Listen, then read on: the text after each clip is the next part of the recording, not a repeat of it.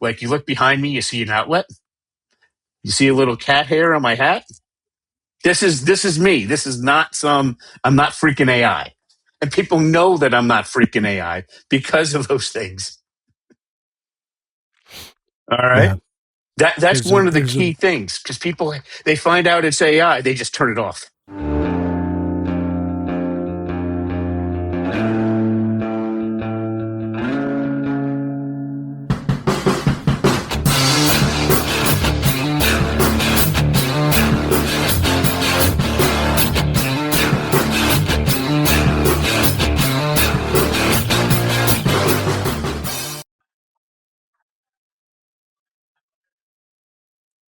All right, everybody, welcome back to another episode of the Space Tomatoes podcast. I'm one of your hosts, Havok. I'm the other guy, LX. Hello, welcome back. All those things. And today we have a repeat guest back with us. It's Russell Van Brocklen, a dyslexia professor out of New York. Albany, New York. I'm nowhere near that crazy place downstate. It's not all the same. I thought the whole state was just that. I live in a small town. I'm looking out on a lake right now. I'm not down in the crazy place in New York City. Oh, good. I don't know how people do that, honestly. There's so much stimulus there. I can't. It is amazingly uncomfortable for me. I go down there to present at the Everyone Reading Conference every year.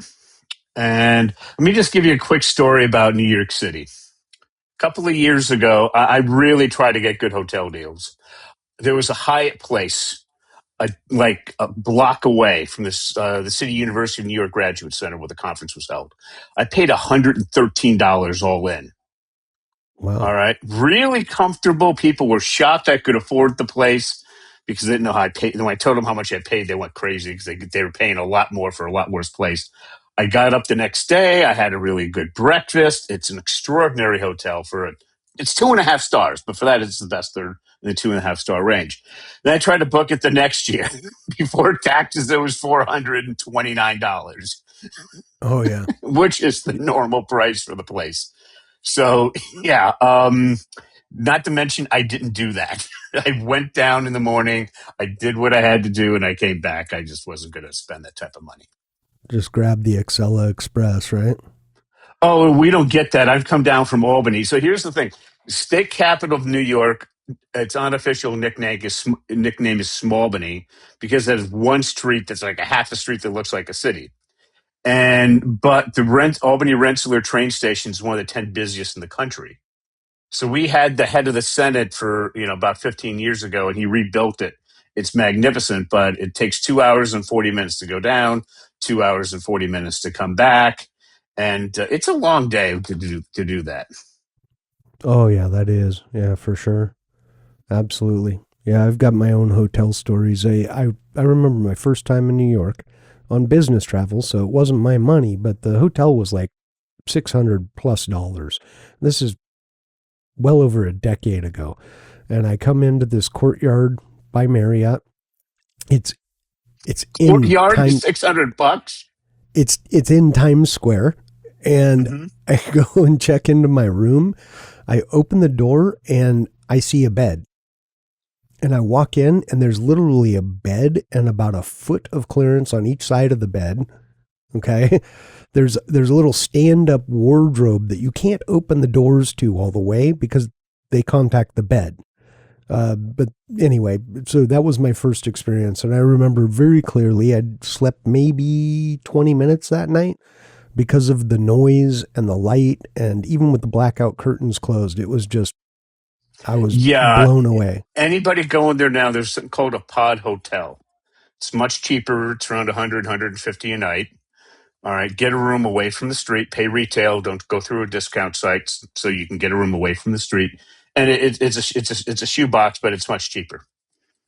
Mm-hmm. All right, what you want to do is put a noisemaker on your fan and put that up and put in those earplugs that do the 33 decibel things. That works. But today you wanted to talk about artificial intelligence. And Absolutely. We'd love to hear how you're making use of that in your work, how you're using it to improve your life, and how that is used to help people with, learning disabilities, dyslexia in particular. well, just so everybody knows what it is that I do with this. I'm giving you an example of a student who I'm working with. His name is Grayson. I'd like you to tell me how old you think he is. Grayson's not dyslexic in the least. He's in the 99th percentile in math and science. He wants to get his PhD and work at NASA to terraform Mars. Grayson, we found an academic journal where he needs to publish in to do that, and they do accept submissions from junior researchers, which they pretty much peg as PhD candidates. How old do you think Grayson is? I'm going to go with 16. He's 10. Oh, wow. That's quite amazing. I mean, that Yeah, we're literally hoping to is. have him submit an article by the time he's 14. Okay, so AI is going to be critical in that aspect. But I'm not going to tell you how I deal with students because they're very restrictive. But for adults, I just had a transformation that I'm seeing all these people saying that they're having AI do things for them overnight. I'm like, what the hell? What is this? So the first thing that I need to tell you is just my background with AI. When on December of 2024, ChatGPT had its 12 days of Christmas, whatever stuff, and they came out with ChatGPT Pro, which at that point was $200, and people were shocked because they're used to $20 a month.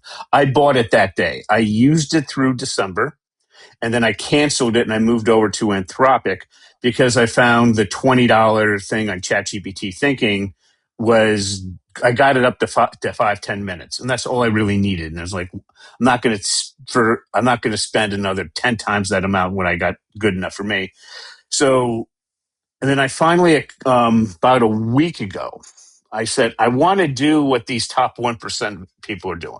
And it's not exactly top 1%, but to me, it's close enough.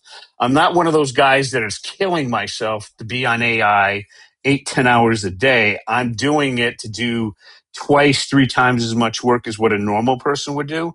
And I'm using the rest of the time to, have a life and to do podcasts and that sort of thing. So here's what I basically did.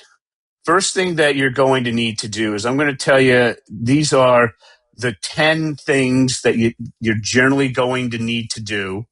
And you're going to want to replay this to write all this stuff down, but here they are. These are generally the top 10 things that the top 1% generally do. They treat AI like a team member. It's not a freaking search engine.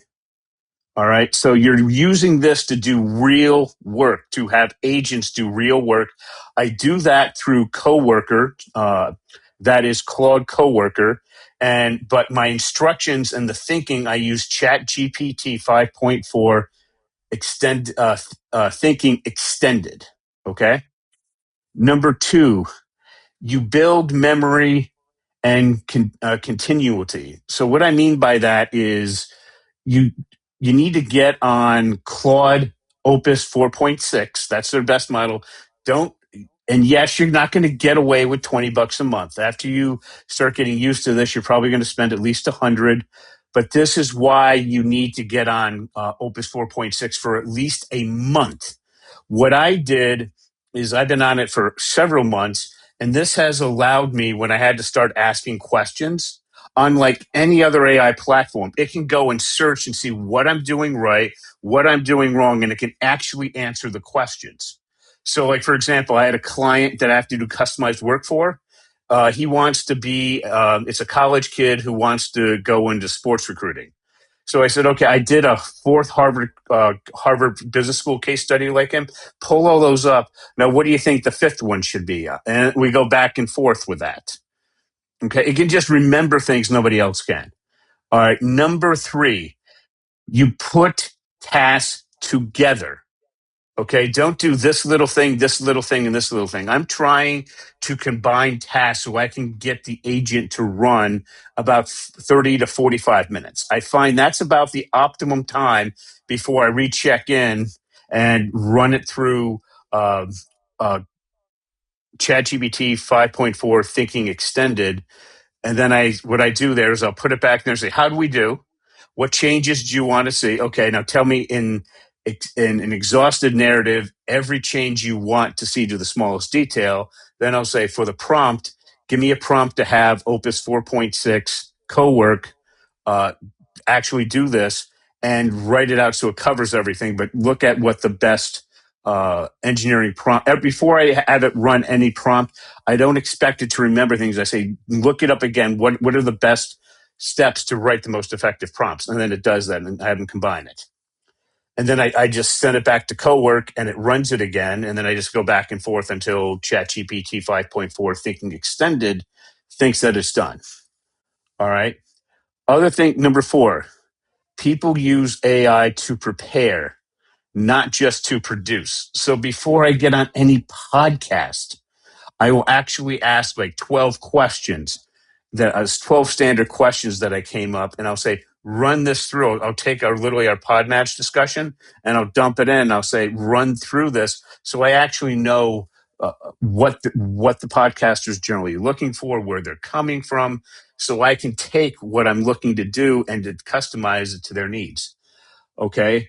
The 5th thing is people do is they create reusable prompts and systems. So if you're doing the same thing over and over again, you want to go and you want to put this into a project folder and keep all of this stuff here. So you can just say, this is what we're going to do this again, run it through this. And it already has all that memory. So you don't have to keep retyping the same freaking thing in again and again. Number 6, people correctly use AI, and they make it to help them learn, and they have AI learn from their own mistakes. So, for example, after you get done with these 10 things, what I would do is I took this over to ChatGPT 5.4 Extended Thinking, and I would say, I want you to come up with a list of questions that can help me figure out what I'm doing right and what I'm doing wrong. And it came up with 196 questions over 16 areas. Then this is why you have to spend at least a month in Opus 4.6. I went back to Opus 4.6 and I said, I want you to answer these questions, look through all our conversational history. Again, the other ones can't do this. And it came back and answered them. Then I would take those answers and I went back to ChatGPT 5.4 Thinking Extended, and I said, here's the answers you wanted. Does that change the questions you want to ask for the next group? And they would say yes. And then I put those next ones in, but I put them in 10 questions at a time. And then I would bring it back. And I kept doing that until it created, until we went through about half the questions. And then I opened up a new conversation, but in the same project. And then I would ask Opus 4.6 to take everything and to put it into a Word document. So I have 2 sets of questions, and each one's about 60,000 words. All right. Once that was done, I would then put all that into a new ChatGPT 5.4 Extended Thinking, and I would say a new window, and I'd say, go ahead and create this. Then would create my process, and then I would ask, then I would test it out like I'm testing it out on my book that's coming out. And I'd test it out a few times, make the recommended changes. Then everything that I do runs through that. All right. Number 7, people use AI for the boring stuff so that they don't focus on the human stuff. Okay. Data entry, schedule, reframing. Spend all the time doing this boring stuff. Have ChatGPT, have Opus 4.6 Cowork do this for you. All right. So, for example, I have to go and set up a time to set up a podcast. I pick the time. So what I do is I basically use this workflow.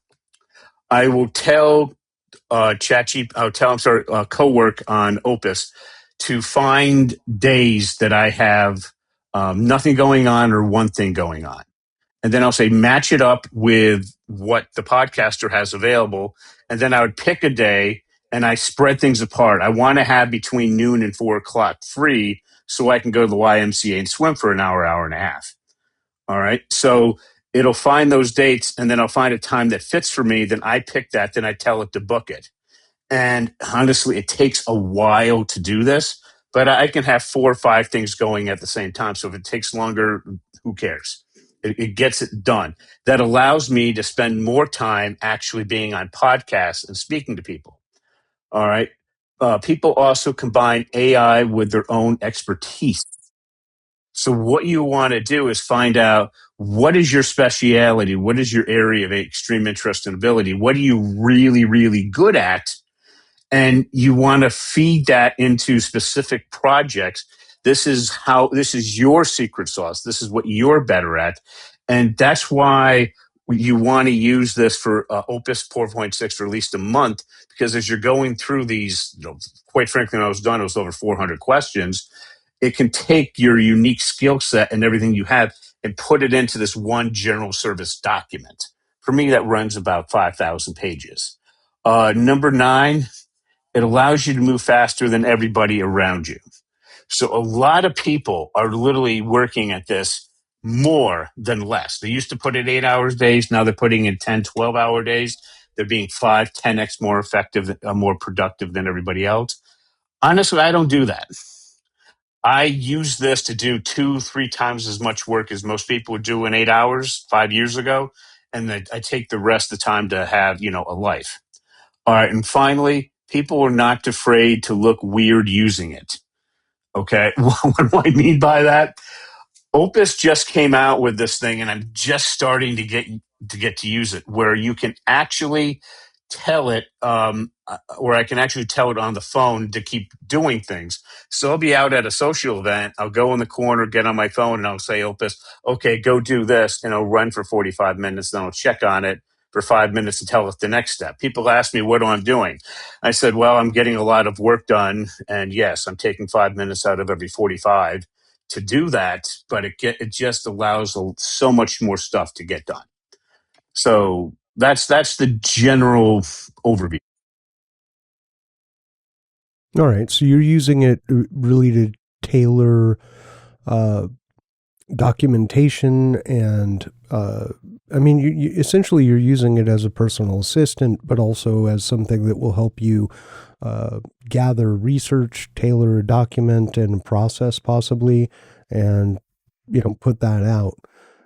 Is that a correct assumption? Yeah, let me try to. I was kind of, being the dyslexic I am, I was trying to go through the 10 rules and the 10 major things and discuss it along the way, so it gets kind of scattershot. What I basically did is you take those 10 rules that I just gave you, and you type them out, and then you go to ChatGPT 5.4 Thinking Extended. Yes, you need to spend $20 a month on this. And then leave it not on thinking, but extended thinking. And people are going to shout out, but it took 7 minutes to get an answer. Yes, but it's a good answer. I'm doing this for work, not a hobby. Okay. So Right. it goes ahead, and I have multiple ones of these things going. I usually do 3 things at once, typically, at least 2. All right. So while it's doing its thing, I'm doing other things. All right, I'm just not sitting there waiting for it. So as it goes through, then I say, how many questions do you have for me to go through this? And I use Anthropic Claude Coworker to do the work, but I use ChatGPT 5.4 Thinking Extended to do the thinking and to write the prompt. Okay, so for me, it came up to a list of 196 questions over 16 areas. I don't know how much it'll come up for you, but you want to be on Opus 4.6 for at least a month. Then you take those questions and you put them in 10 at a time and you have them answer it.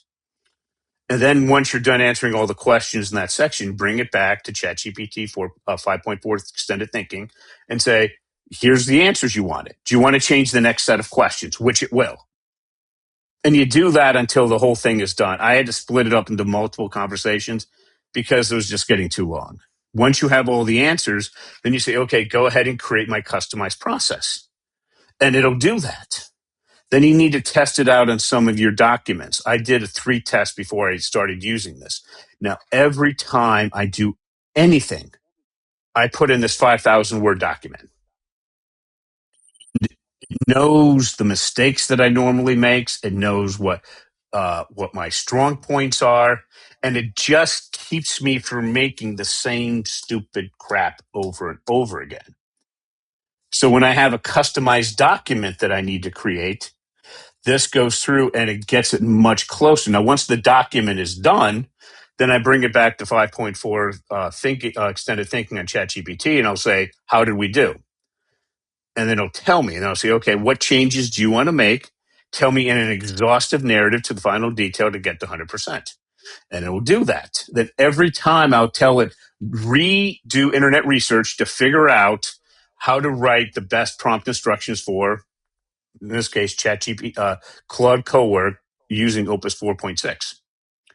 All right, then it'll go ahead, figure that out, apply what it wrote out exactly, and write out the prompt. I copy it, I dump it into Coworker, and I have to check on it every so often because sometimes Coworker wants to ask permission every 2 seconds, which I tell it not to do. I just say go do it, and it still does it so often until it's done, and then I run it back through ChatGPT until it's done. Then I ship it out. All right. So how do you counteract what? So as part of work, I use AI quite frequently. Mm-hmm. It's kind of ingrained in what we do and yada yada. But how do you counteract, especially with this much information being gathered together and put into a format? How do you counteract the AI hallucinations, where it will, hey, I can't find an answer, but this is similar, so I'll go ahead and just create an answer out of this, or maybe I got a hold of some reference that wasn't related to the topic at hand, but it seems similar enough, and I'm going to give you a very confident answer about something that is absolutely incorrect. I can't even get it to tell me what battery my key fob on my car remote uses sometimes. It tells me the wrong one, and then I open it up and like, well, that ain't what it said. Well, to be honest with you, number one, I'm an expert in what I do. So I just run it through. I don't even look at it until ChatGPT 5.4 thinking extended. And honestly, when I do the extended thinking and then I have the work done on a different AI, between the two, I'm finding the hallucinations are down to virtually nothing.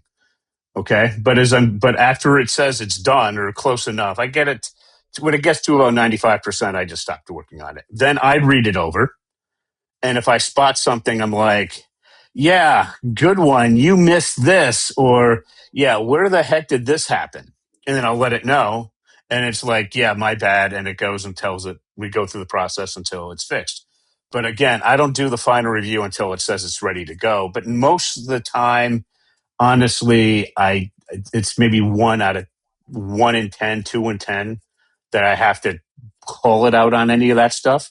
So you're the human. You just can't ship what the AI tells you. But Right. I get it to what it calls essentially a final draft, and then I send it out. The other thing is people working with me know that I'm dyslexic. I'm dyslexic as hell. Okay. So the people are happy what I'm sending them, but a lot of times, like when I'm doing anything on the internet or stuff, I will just go and have it change. And I have a web expert, and he checks it twice a week.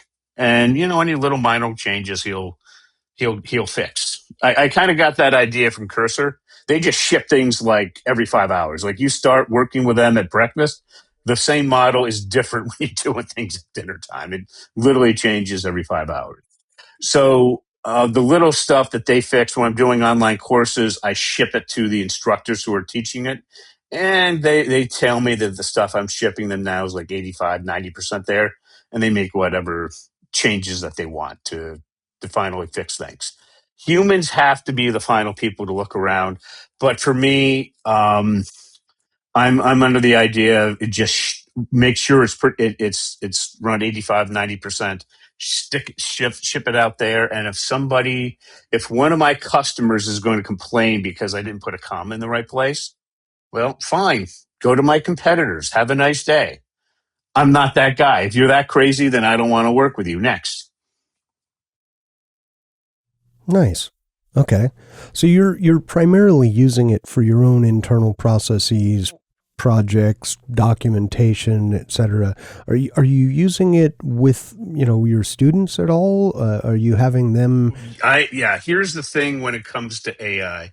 I don't want the kids using AI until they can write probably around the 9th or 10th grade level for real. I don't want them Okay. touching it. I want this done all by hand because you need to learn how. It's kind of like an example I like to give people. I was really good math student in high school. Okay. I wasn't the best of the best, but I was a very good student, through geometry, trig, algebra. And then I went into calculus-based physics. Okay. And from there, this was, early 90s. We had those graphical calculators. My father was fun with that one. He's like $300 for a damn calculator with 8 megs of RAM, 8 megabytes of memory. I said, yeah. So then we started using the graphical calculators. But if we didn't understand the principles of how this worked, I just remember what my professor said. Somebody complained, well, the rich kids can have these 8 megabytes. He's like, can we bring in some worksheets with some formulas on it? He said, you know what? For those who want it, I will give you the exam in my office. It's not for 3 hours. I'll give you 8. Bring in your textbook. Bring in anything you want. Bring in anything but Uncle Bob. He said, it's not going to make a damn bit of difference. You know how to apply it or you don't. So at that point, it made sense for us to have the machine start doing the work. But if we didn't understand the principles, we couldn't apply it. We would flunk. So with AI, until you understand how to write, 9th, 10th grade level and read at the 9th, 10th grade level, I don't think the kids should go near it. And then I love when teachers tell me this, but then the kids are going to be far behind. I'm like, no, because you don't have a freaking idea how to use AI anyway. And that I don't tell that to their faces, but they have no freaking idea how to use AI for education. So again, what I said I'm using is the craft of research. So let me again explain what that is. Context is to get everybody on the same page. That's what I show for 9th, 10th grade level writing. Then you have to come up with a unique problem statement, a problem that actually needs to get solved. What I added to it is something you can also do, and then coming up with a unique solution. This is what you have to do to publish an article. That's the exact process. Now, the book on that is The Craft of Research has sold over 1 million copies since 1995. Now, the kids that I know that, some of them freaking hate AI, but their bosses love it. So they go into it. They go into a job. They don't know a damn thing out of it. They don't even know what a ChatGPT is. Within 2 weeks, they're training their peers in AI. I've had that happen multiple times. And people are like, how did that happen? I show them the craft of research through high school. Just so you know, no private school in the United States touches it because it's too advanced. And then my kids go off to college and they practice it for 4 to 5 years. Then they go out in the workforce. And one example I like to give, the kid calls me up. He says, I don't know what to do. I said, well, pick an AI model. I don't care which one. Figure out context. And he's going back. He's talking to it. He's typing. He's frustrated. He goes back and forth for about a day. Then he figures out context. Then I say, go and figure out a problem statement. That's unique, something you can do that needs to get done. So he does that for about a day. Then he comes, and I tell him to do the solution. He figured that out. Then he explains it to his boss, and the boss thinks that this is freaking genius. And then he's showing his peers how to go through this, but they don't know what the heck the craft of research is. He's like, how did you get through get through college? Some with grad degrees don't know what is. So he has to teach them what that is, explain how to do the process that he came up with. And then the boss is thrilled because everybody's drastically more productive. Pretty cool. Pretty cool. Yeah. And that's from a book that came out in 95. Oh yeah, I mean, there's a common misconception that AI is new. It was, I want to say 1950s, late 1950s, first introduced. I believe it might have been early 60s, but it's been around for a very long time.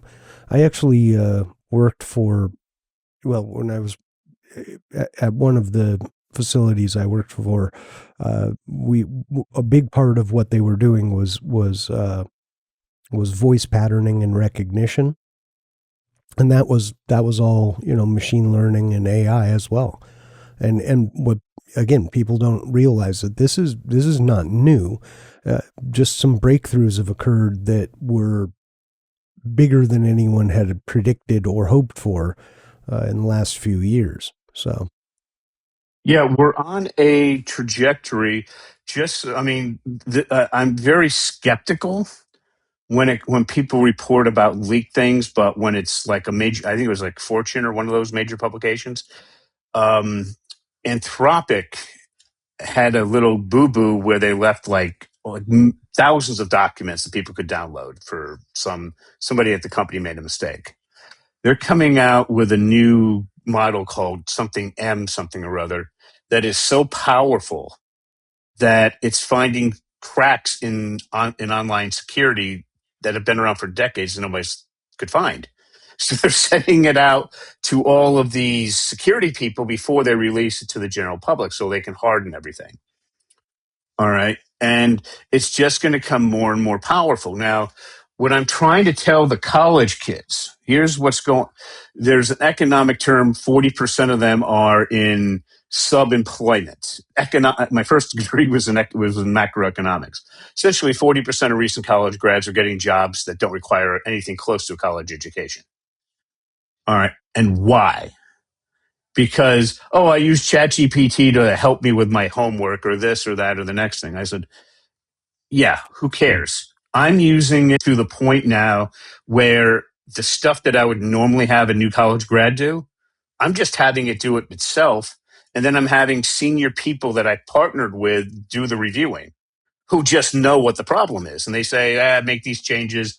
And then I come back and I tell AI I work through ChatGPT, Extended Thinking 5.4. Why? Well, a couple of weeks ago, I was using Google 3.1 Pro. And then ChatGPT with 5.4 Extended Thinking came out. It was just a much better model. And then every week, I keep changing my process. Literally, I spend a half an hour to an hour a day looking at new AI stuff and playing with it to make it a little better. Why? Because I got to tell my kids so they can get a job. So so that process that I just told you, I will tell the kids when they're a senior in college. I said, okay, you're a senior. You're essentially you're essentially a college graduate. I want you to start using Opus 4.6 on everything. Okay, you got to build this up for at least a month so we can go through this process. And then what I'm finding is I just showed some of my former kids who have out of college do that. And they're in positions where they have a lot of autonomy in their jobs. They have permission. I said, you have to get everything approved by your company. And they did, it was surprisingly very rapidly. And they said, do you have any idea how much more productive I am? I wake up, it ran this stuff all night. They're paying $200 a month out of their own money for this. But they said it is so worth it. And they work from home. They're finishing stuff up, and their boss is contacting them, and they're saying, well, where's all this? Where's this? Where's this? They said, well, it's in your inbox. But they don't send it when it's done because they're so productive. They're just kind of holding on to it. And the boss still thinks they're productive, and they're out for a walk. Or one of them said he went to the movies, told his boss he was in a meeting, and everything he wanted was in his inbox. That's how productive this process is making folks. And isn't it the best one? Not by a long shot. I'm still learning that. But one thing I've learned is you can forget about keeping up because there are a few podcasts that I listen to every day on this. And these guys are, the top of the top, and they can barely keep up. And I'm just like, do you think there's ever going to be a point where certain fields of study or employment are just not even needed anymore because AI goes from an assistant to just replacing that person No, altogether? because I'm just gonna put on it. Let's take what you do. Tell me a speciality that you do for work that you're really freaking good at, that you love doing, that you're really good at. What is it? Auto mechanic. I don't think there's an AI that could do that. Okay, Maybe the diagnostic part, but not the actual wrenching part. now it may diagnose certain things, but how, if you're putting in some gizmo into another gizmo? I'm just saying that because with auto mechanics, I am grade A stupid. Okay, I am just horrible at it. Right? Your judgment on does this work? Does this make sense? The AI can get close to what you do, but it can't understand your own style of how to make things run better, more efficiently. All right. Or what to do when the damn thing just looks crazy. Like, for example, there are people whose job it is, they have these autonomous cars, and then the damn thing just gets stuck, and they go and they say, oh, they clip on, and then they get it out, they get it unstuck, and then they go to the next one. That's literally their job. So just, everybody thinks where AI is going right now. We're pretty much doing nothing. We're not even at 1% of where we're going. We're at like 0.001. We're nothing. Because right now, the next major thing is with the chips is we're going to cool them with hot water. That's just coming out. But these aren't the real chips. It's not hot water. And it's actually been around for quite some time. Right. Fully submerged blade systems. This one of the things that the company I work for does, right? And so they've been around for a while. They're in data centers, and that is a huge thing. It is cool water that gets turned into hot water. But yeah, they're fully submerged. It's quite an interesting way to work on a machine because liquid in machines typically are a big no-no, right? Yeah, well, that was just one thing that Jensen was saying, how the next set's going to be hot, well, whatever. But the main thing is these are still chips designed for video games. It's just a souped up version. The real AI chips we're hoping to get into production by 2029. And instead of being the size of our fingernail, they're going to be the size of a dinner plate.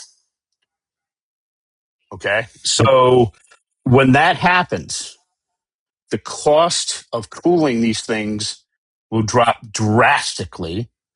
The amount that they can do will go up tremendously. And people, I just want you to think of an analogy in history. The steam engine. It made things drastically cheaper, so we used much more of it. We had much more of abundance.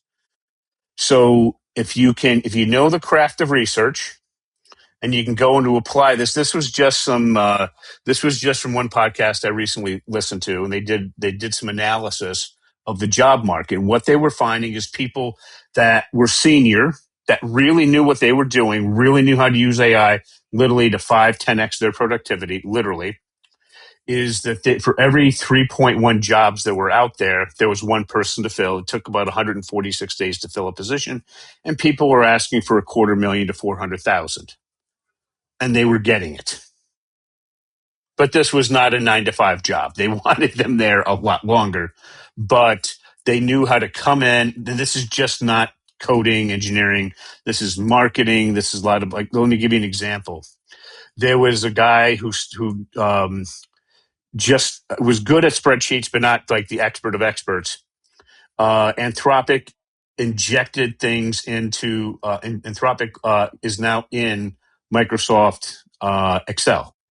All right. And he did literally a financial sheet that would take a Goldman Sachs analyst like 8 hours to do. He did it in 40 minutes and then had it checked by a Goldman Sachs analyst. And he said, this would have taken me about a day to do, about 8 hours. All right. That's how powerful these things are. And it just means we're going to be able to get more and more stuff done, but it doesn't mean that there's going to be less and less needs for humans, but there's going to be a huge need for well-trained humans. And if you don't want to make this shift to using artificial intelligence, I'll just let you know, my younger sister hates the damn thing. So she got a job that will not be replaced by AI for decades. People are afraid that AI robots are going to come in and become car mechanics. So Boston AI robot, whatever, I forget the name of it. It's Dynamics. 88. What's that? Dynamics. Dynamics. Boston Yes. Dynamics. It's 88% owned by Hyundai. So they got a man-sized robot in a factory right now. They're testing it out. 5'9". It can lift 70 pounds, and it can pick up something, turn it around, and put it on the next table, and then pick up another thing and put it on the table like 6 inches apart or whatever. That's it. Not the complicated stuff of being a mechanic. I know that Elon Musk, who's for his robots, the biggest problem they're trying to figure out is the hand. How do you grab? How do you do this? They just figured that out. It wasn't them. I believe it was a company in China that figured it out, and they just introduced a robot that has it has amazing dexterity, and part of that was putting a nut, threading a nut onto a bolt, and then screwing it all the way down, and then doing that with another different size nut and different size bolt, and then with a wing nut on a bolt, right? And then they went through the whole thing again, and with one hand, it did all three. And I mean, blazing facts. So if you think about that, I honestly, I think the idea that there is a safe job is absolutely not true, because robotics are now, I mean, now you've got, people can buy a robot for their home that will do a lot of tasks in a home for about $10,000. Give it another 10 years, that'll be a, $1,000 robot. I mean, you pay that for your phone, right? You think about industrial application, you can actually have these things. If you go far enough, you can actually have an AI retool a manufacturing plant, create the parts that the robots can assemble to make a better robot that can then go and retool the factory with new robots that do what is needed, and create another set of robots that could go out and be plumbers, that could be mechanics, that could be painters, that could be welders, etc. Right? So I think hopefully there's a lot of thought that goes into this, and people understand that there's a need to protect the ability for the human to have something to do that is worthwhile for their being, right? And a job is a part of that, right? It doesn't necessarily have to be for a company. It could be entrepreneurial. It could be, just this is the stuff I do on a day-to-day basis, and like, living on a farm, right? Those are tasks that you have to do every day, right? But we get great satisfaction as human beings out of accomplishing these things. And so hopefully people are actually really thinking about this, because I don't really see any boundary that AI with machine learning and robotics cannot take on. Well, let me give you an example with advanced manufacturing. I live right outside of Albany, New York, and there's a guy called Jeff Lawrence who quarterbacked what we started about 25 years ago in advanced manufacturing. So they actually started at our local community college, Hudson Valley Community College, with a lot of state funding. And I can tell you, people that go into that 2-year degree will come out, and there are 4 to 5 jobs waiting for them. Right now, I think they're starting at around 50, 60 grand. Within whatever amount of time it takes to become senior, they're making like 120 grand. And those figures are a couple of years old. All right. So Sure. you have to know how, instead of 5,000 people from the 50s, it's now like 200 people. And you have to know how to work with the machines. All right. But everybody's having this view that, AI is going to take over everything. I don't see that. I see that the biggest issue with humans is, do we know, I'm just talking about intellectual work now. Is this correct? what changes need to be made so this is correct. I think AI can get better and better at helping us do drafts, but we have to make the final decisions. And yes, it's making me vastly more productive. Okay. Now, my team, I have two assistants. One has a master's in teaching English. One is a PhD candidate in education. I used to have a bunch of other people, which we no longer use. They were college kids, grad students, and they decided to self-select and move on. And have I gotten rid of my people? No. I'm actually going to have to bring some more people on, but I'll tell you exactly what I'm looking at. Next person I'm looking to bring on has a master's degree as an English teacher and 7 years of teaching experience, teaching middle school English. Those are the type of people I'm going to bring on because I can show them how to do the AI stuff very quickly. But when it comes to customer service, I want to provide a very high level of customer service. So I can have the AI suggest things to make them a lot more productive, but I want an experienced human looking at everything that comes through to send out. And I don't care. I'm not doing one person said, well, here's the idea. You can record an answer to a question, because the people ask almost the same questions over and over again.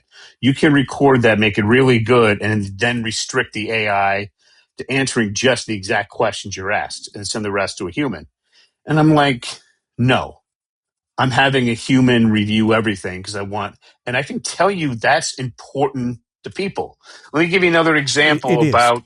That is one area that, at least to date, and hopefully it will remain, that AI, it's the area that centers around care, empathy, not sympathy, empathy, because AI can sympathize with you. It'll do a great job of sympathizing with you, but it has no concept of what empathy is, or really morals or ethics either, other than what's been programmed into it, like, that's immoral, don't do that, right? And here's a list of the immoral, but it doesn't have a concept of, well, that's not in the list, therefore it's not immoral, right? It's not unethical, and it doesn't have a concept of care. So when you look at things that are more, and by golly, it's really good at creating images and videos and things like that. But the human portion of that, right? The ability to actually create from imagination is, I think, at least now, far superior. So those are the areas I see humans as being largely untouched in this, right? This will be an augmentation tool only.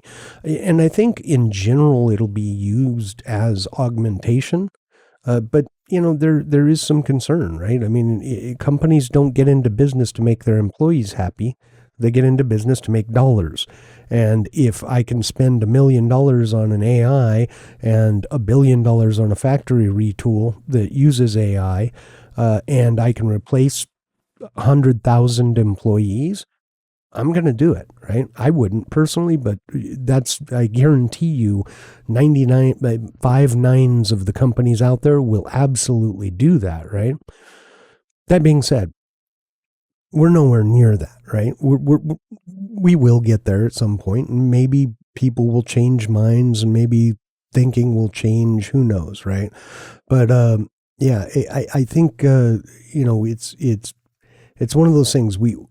I caution people about being too short-sighted about what it can do or what it will be capable of, because of the fact that you have to consider the fact of robotics and machine learning as well as AI, right?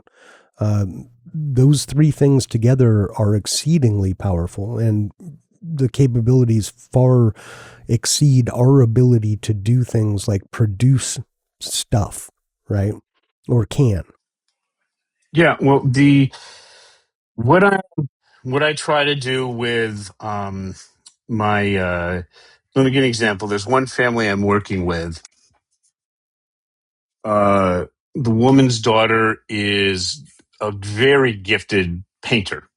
She's already doing individual commission paintings in her early teens. And she doesn't want to turn it Awesome. into a business. But I said, okay, great. Keep her working on that. But when she's ready, you can just go to go to Coworker and have it create a custom website for you. People willing to pay for her work. Her next oldest son is, the traditional. He's going to be an engineering science student at Big State U. Okay. And when I'm looking at that, I said, okay, the first 2 years are the same for everything. The engineering science hasn't changed really in the last 30, 40 years. All right. Once you get him to be able to read and write at the 10th grade level, start having him go through the craft of research, get used to it, because then he'll be fine. Because once you start publishing and you can add value, he'll be fine. Her next son is probably going to be a head and hands type guy. And he's not going to enter the field for probably another 10 or 12 years. And one of the surprising things I found is the quickest way to a 6-figure income is being an electrician. And I know AI is going to have things, and there will be some robotics, but I don't think we're not going to trust them. Here's some things that I found.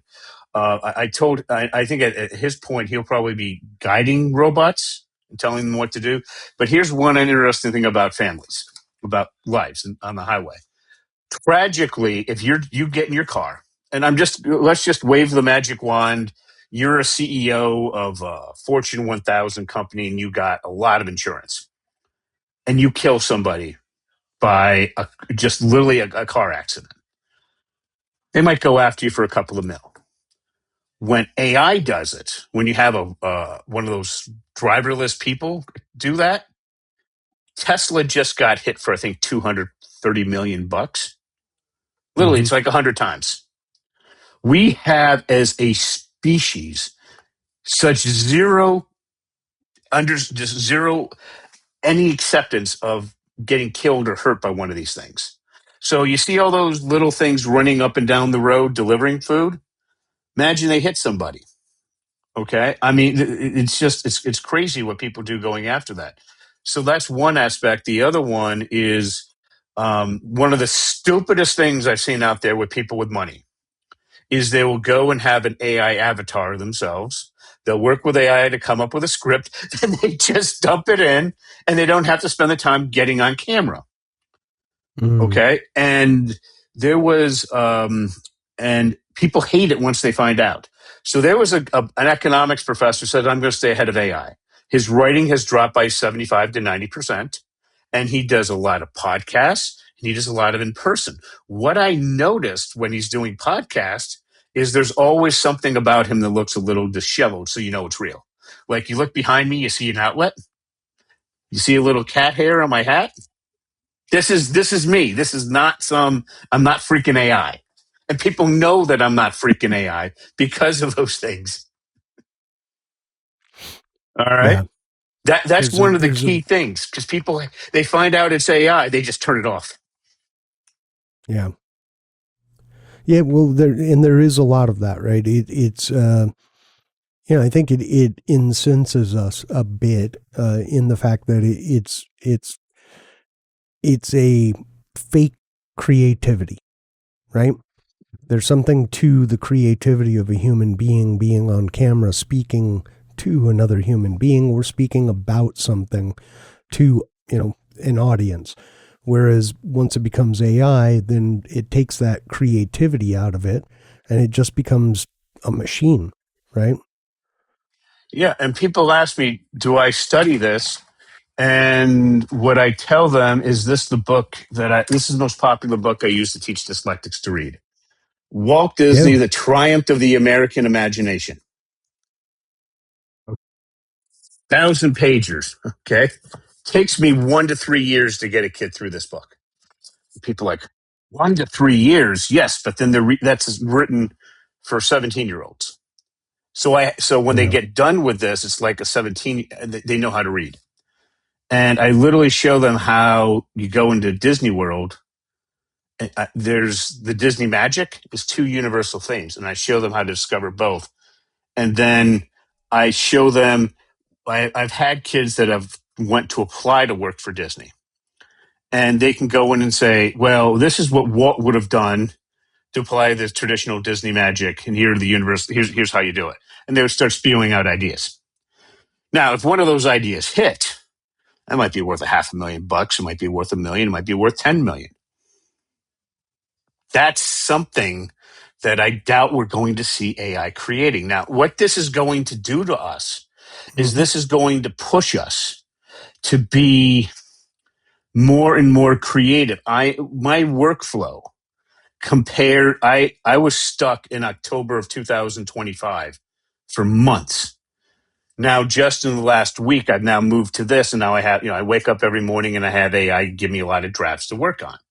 And it's just, I get a lot more done and I'm a lot more efficient. And so I have a lot more free time. All right. And this is going to change in the next 3 months, in the next 6 months. I mean, 6 months now feels like an eternity. And most people have no idea what I'm talking about. What do you mean you wake up and the AI has your work done for you? Look, and if you don't kind of keep up with this, then you're going to be one of those people with these horrible jobs. Let me give you an example with China. Everybody's so afraid China's going to take things over. China now, I think last year they had 12.5 or something million college graduates and 7.9 million births. Okay. And 40% of the jobs in major Chinese cities are delivering food. They're gig jobs, which aren't jobs. Okay. And it's just really tough. So, and then they're creating all these robots to replace things in factories. So they need less. Yeah, it's all sorts of problems over there.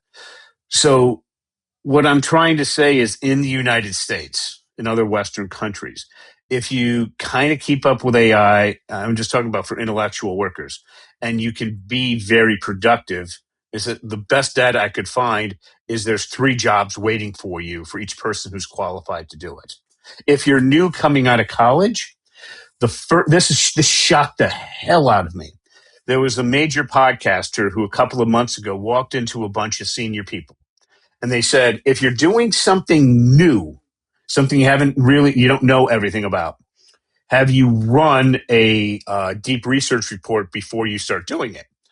And out of hundreds of people, 2 people raised their hands. So I tell the kids, anytime you're doing anything, run a deep research report and read it. I limit mine to 3,500 to 4,000 words on Anthropic, and read it.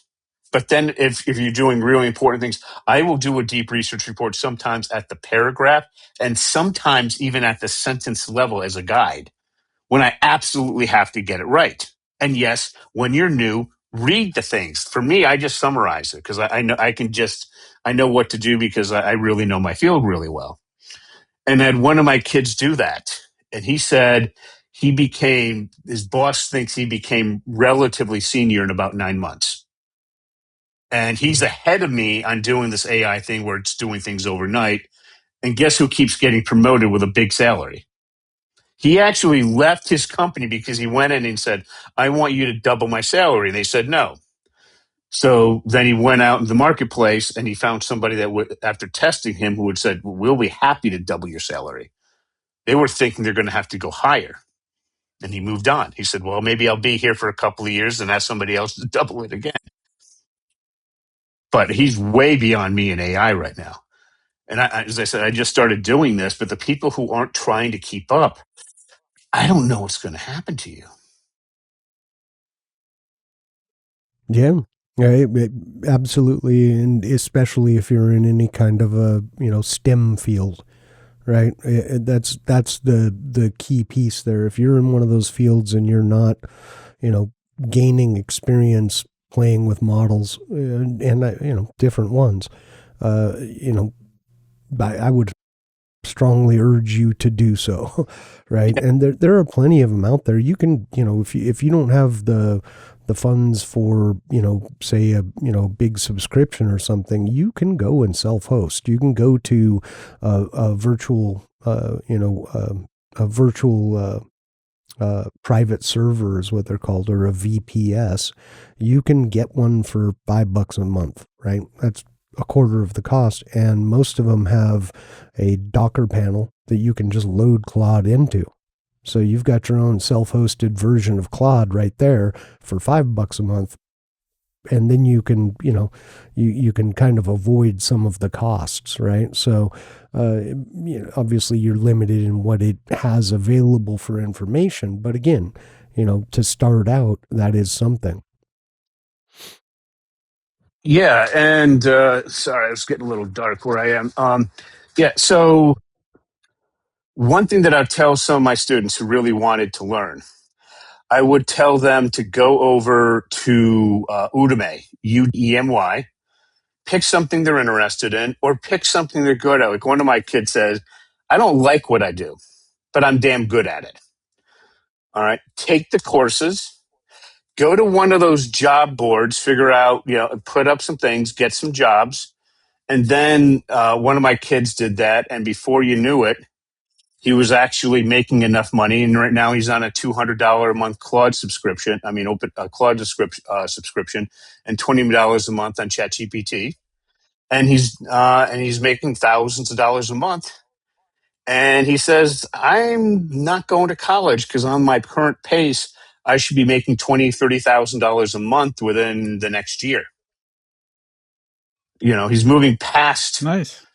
But he's just getting so much. But you can start doing it that way. I knew so many people that trained themselves to do the basics really well with Udemy, and you never pay full price on Udemy.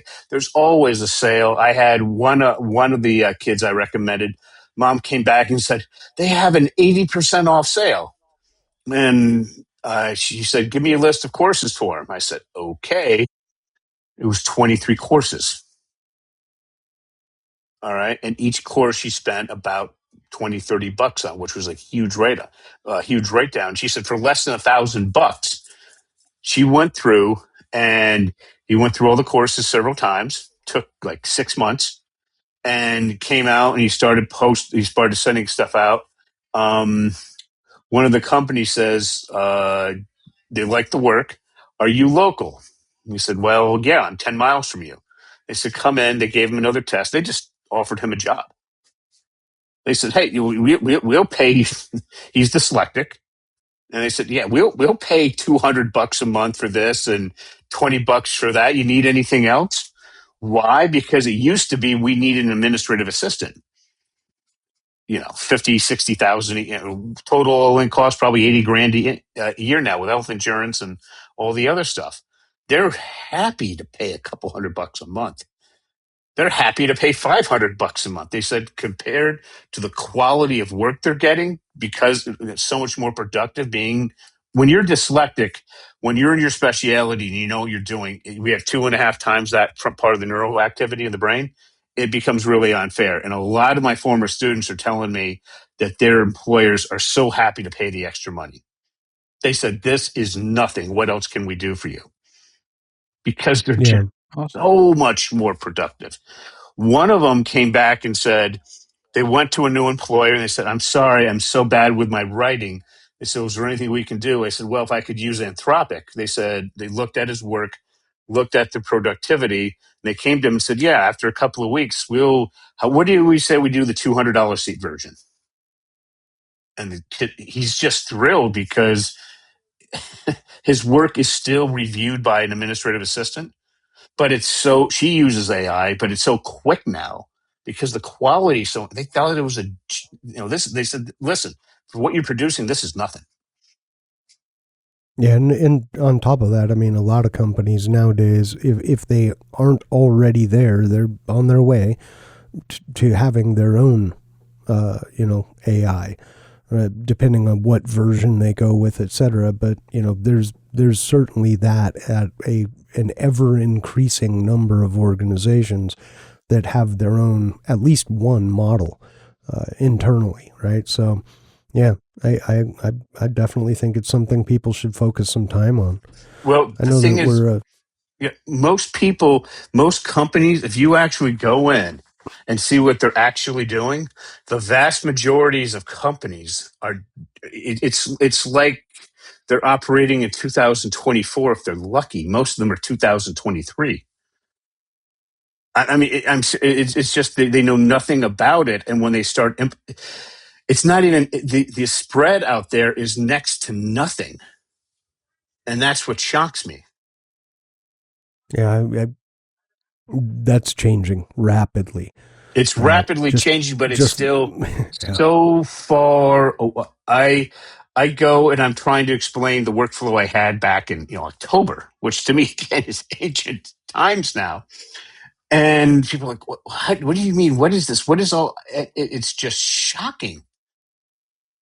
yeah. Okay. I'd honestly be quite amazed if by 2030, over 90% of the companies out there aren't hosting their own models. I really would be very amazed I by that. think you're going to be amazed because while it's spreading, a lot of people just don't, they know a fraction of what I know. And my web guy, who's just brilliant at all forms technical and marketing, I know a fraction of what he knows.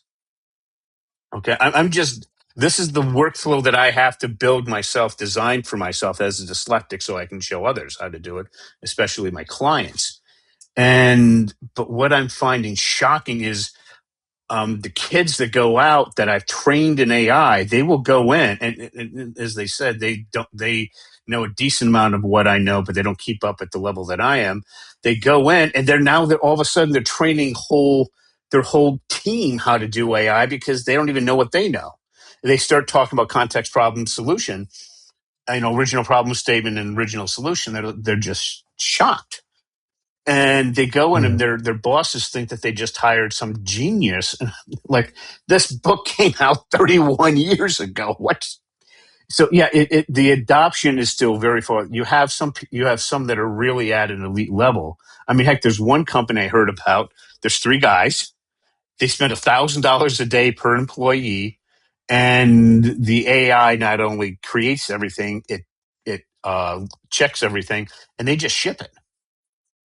I mean, a lot Yeah. of these companies, what really got me in sales was there's one particular company, they used to do 300,000 to 500,000 per employee. And the sales guy got paid like 80 grand a year.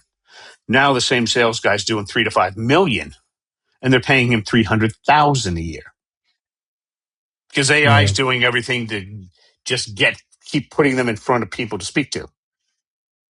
It's doing all the other, I'm like, so yeah, that's where it's going. I just want people to go ahead and prepare so you can be one of those on the right side of this, so you can do much better economically. And for those who us who are on the right side, we'll be just fine. I'm just scared about everybody else. Yeah, that makes sense. Well, hey, one more wonderful conversation. I think this is probably a good place to start winding it down. And just like last time, one of the questions we always ask our guests, and we're going to hit you with it again. So you can keep the same response or different. Throughout our lives, there's someone that's made an impact: historical figure, sixth grade science teacher, author, mom, doesn't matter. But we like to give our guests the ability to shout out a person that was influential to them. His name is Professor James Holmes. He's just so everybody knows quickly about his story. He didn't learn to read until he was in fifth grade. No way was he going to go on to college until in 11th grade he entered science fair competition in the United States in the 1950s, won the state of Indiana, got third place in the country. Then all of a sudden he was an A student, went on to college, went on to get his PhD at the top economics program in the world, the University of Chicago, with their top scholarship. He said he stopped counting, rewriting his dissertation at 100. After that, he always had a co-author. And he taught me how to think in causality. If it wasn't for him, I would be nothing, nowhere. I wanted to go to SUNY College at Plattsburgh. It fit me perfectly. I went to Buffalo instead to work with him. And it was his intermediate macroeconomics class where we had to analyze the Great Depression and explain it, which we all did very poorly, even the best among us. And if it wasn't for him, I would have ended up, no, I would have probably been sweeping floors at McDonald's if it wasn't for him. Well, awesome. Well, that's a good shout out right there. All right. What do you have going on? What are you working on? Where can people find you? Well, my book's about ready to come out. Famous last word of any author. We're doing our last round of edits. It's called "If You Can Write, You Can Read." It's coming out on Amazon Kindle within a couple of weeks. And for those of us who want to contact me, the best thing to do is go to dyslexiaclasses.com. That's with an S, dyslexiaclasses.com. There's a button that says download free guide. Just fill out 3 questions and set up a time to speak with me. It's a half hour. It doesn't cost you anything. That's awesome. Awesome. Well, thank you once again for giving us another chunk of your time. We really appreciate it. And I think, we'll probably have you back on here again as well. I'll be happy to do that. We'll wait for your book to come out. Maybe we can talk about your book and get into that and listen to what that process was like and everything else. I will tell you, as a dyslexic, it was very interesting. Oh, I can imagine. This is very structured writing and yeah, okay. You've got the creative form and yeah, it's kind of a mix of the frontal and the rear lip. Yeah, you're probably. Oh no! What I did is I wrote it with AI. It was ChatGPT 03 Pro at the time. Then I had 2 ghostwriters completely rewrite it. And then I went to one of the top co-authors. Her name was Evelyn White Bay. She was on the New York City Dyslexia Task Force. And then she rewrote it. And now we're going through a final edit. So that was generally my process. Well, that's awesome. And AI is nowhere close to writing a book on its own. It's good to get the first, instead of going to a ghostwriter where they asked you, what are your visions for the book? What are you thinking? I just wrote it with AI and I said, here. And then she came back with something that it didn't look anywhere close to it, but it gave her it was a lot easier for her to work with. She just said, there's a long list of stuff that needs to be corrected, but at least she had a draft to go from. Nice. Wonderful. All right, everybody. Thank you for joining us for another episode of the Space Tomatoes podcast. We're everywhere. You know where to find us. We are now also hosted off of fountain.fm. Go check us out. We've got a chat group in there as well. If you'd like to join, just go, log on, join our chat. That'll be fun. If you like us, give us a thumbs up. If you didn't, give us a thumbs down. Leave a comment. Tell us we suck. I don't care, right? And remember, wherever you are, whenever you're watching this, have an amazing day. Thanks for coming, Russell. Thanks for having me.